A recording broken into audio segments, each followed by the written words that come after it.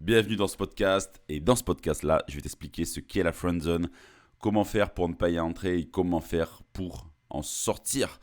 Parce que peut-être que tu penses que la friendzone est un endroit psychologique dans lequel tu te retrouves piégé lorsque toi tu éprouves par exemple des sentiments ou de l'attirance envers une fille et qu'elle ne te considère elle que comme un ami. Alors on va voir si la friendzone est un piège. Mais d'abord, je vais te demander de prendre un stylo et des notes, de regarder plusieurs fois, et enfin d'écouter plusieurs fois ce podcast pour que tu puisses vraiment bien l'imprégner et bien te rendre compte des propos que je te donne à l'intérieur.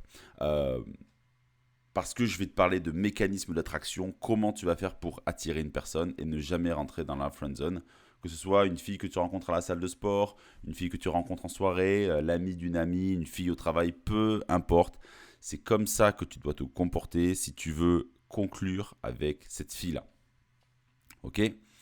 Euh, donc toi, tu penses qu'en fait la friend zone, c'est un endroit psychologique dans lequel tu te retrouves piégé lorsque tu es attiré par une fille, mais qu'en fait elle te considère comme un ami. Mais si je te disais que, en fait, la friendzone n'existe pas, ok? Alors, je vais te démontrer. Imagine une fille, voilà, il y a la fille A, et cette fille A là, tu veux la séduire. Fais un petit travail dans ta tête là, prends quelques secondes. Qu'est-ce que tu irais dire à cette fille que tu veux séduire?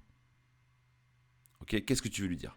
Probablement que tu lui dirais, tu serais un peu fun avec elle, tu la taquinerais, tu prendrais son numéro de téléphone et tu t'irais boire un verre avec elle. Voilà, probablement que tu ferais ça. Et maintenant, imagine la fille B. Avec cette fille-là, tu ne veux qu'une amitié. Comment tu ferais? Est-ce que tu te comporterais comme avec la fille A ou est-ce que simplement tu serais cool avec elle et puis voilà quoi, on s'en fiche quoi, tu es juste sympa avec elle et puis on verra. La différence entre les deux, c'est ton attitude. Tu vois, la fille A que tu veux séduire, tu vas te mettre, comment dire, tu vas te mettre en mode séduction. C'est-à-dire que tu vas te comporter pour l'attirer. Et la fille B, en fait, tu vas juste en faire ton ami. Parce que tu vas te comporter juste avec ton ami. Juste pour en faire ton ami. Ok? En fait, ce qu'il faut que tu saches, c'est que tu te friendzone tout seul. D'accord? Parce que la friendzone, c'est un endroit psychologique dans lequel tu te mets toi-même lorsque tu te comportes comme un ami avec la personne qui te plaît parce que tu n'as pas le courage de te comporter autrement. Aujourd'hui, si tu récupères le numéro de téléphone d'une fille et que tu n'arrives pas à la rencontrer, tu n'arrives pas à l'avoir en rendez-vous en tête à tête, c'est parce que tu t'es friendzoné tout seul, parce que tu n'as pas eu le courage de te comporter comme il fallait avec cette fille-là. Ok? Voilà ce que c'est la friendzone. Je te le répète, la friendzone, c'est un endroit psychologique dans lequel tu te mets toi-même lorsque tu te comportes comme un ami avec la personne qui te plaît, parce que tu n'as pas le courage de te comporter autrement. D'accord? Ça, c'est hyper important. La friendzone n'existe pas, c'est toi qui te mets tout seul dedans parce que tu n'oses pas te comporter avec du courage envers cette fille. Donc maintenant, pour sortir de la friendzone ou ne jamais y entrer, d'accord? Voilà ce que tu dois faire. La première chose, c'est que tu dois avoir du courage. C'est-à-dire d'être honnête dans tes intentions et oser des choses avec cette fille, oser de la bousculer, oser d'aller à contre-courant. D'accord? Tu dois plutôt avoir le comportement A plutôt que le comportement B qu'on a vu tout à l'heure. Donc le comportement A, c'est te comporter comme si tu voulais choper cette fille parce que c'est ce que tu veux profondément. Ensuite, tu ne vas pas draguer qu'elle. Ok, qu'est-ce que ça veut dire? C'est-à-dire que tu dois avoir plusieurs cibles. Parce que si tu es trop focus sur elle, le problème, c'est que tu vas lui donner ta 100% d'attention et tu vas lui donner toute ton attention. Alors que tu devrais donner ton attention à plusieurs filles. Comme ça, elle va sentir que tu n'es pas trop en obsession sur elle. Ensuite, tu dois garder du mystère. Alors, qu'est-ce que j'entends par garder du mystère? C'est-à-dire que tu ne dois pas te livrer, tu ne dois pas parler de ton passé amoureux, tu dois pas dire tout ce que tu aimes et tout ça. Tu ne dois pas vouloir faire connaissance avec elle.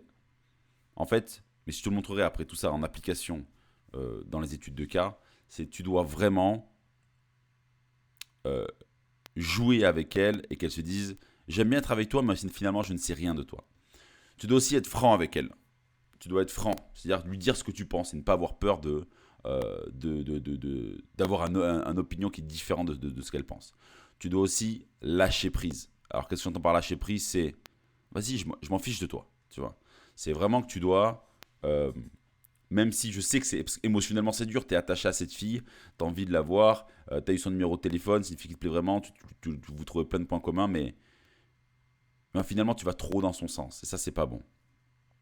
Donc lâche prise et fais Sois qui tu es vraiment en fait. Si tu veux, le problème c'est que dans la friendzone, c'est que pour plaire à cette fille, en fait, tu revêts un masque qui tu penses qui va lui plaire et que ça va l'attirer. Mais non, en fait, tu n'es pas toi-même. Tu dois vraiment être toi-même. D'accord? Et tu ne dois pas faire des choses pour lui plaire, entre guillemets, on va dire.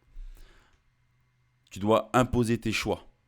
D'accord? C'est si elle te dit ouais, viens, on va voir, on va à cet endroit. Non, non, viens, je t'amène là. C'est toi qui drive la conversation.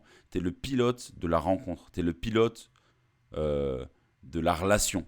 Parce que par pilote, c'est tu proposes. Tu lui dis viens, non, on va plutôt là. Si elle te dit viens, on va plutôt à cet endroit. Non, non, vraiment, viens, on va plutôt là. C'est toi qui imposes tes choix. Ensuite, mieux vaut l'agacer que toujours d'être d'accord avec elle. Ok? Si elle te dit ah ouais, je sais pas, ce film il était trop bien et que toi tu l'as pas trouvé bien, mais que tu as quand même envie d'aller dans son sens, tu dis oh, il est trop bien. Non, c'est pas bon. Si ce film que tu as été voir avec elle il est nul, tu dis non, je suis désolé, c'est trop de la merde ce film. Ok? Tu dois plutôt l'agacer. C'est comme ça que tu vas créer de l'attraction. Ensuite, tu ne dois pas être trop présent. C'est-à-dire que tu ne dois pas être à ses petits soins tout le temps, tout le temps, tout le temps. Ok?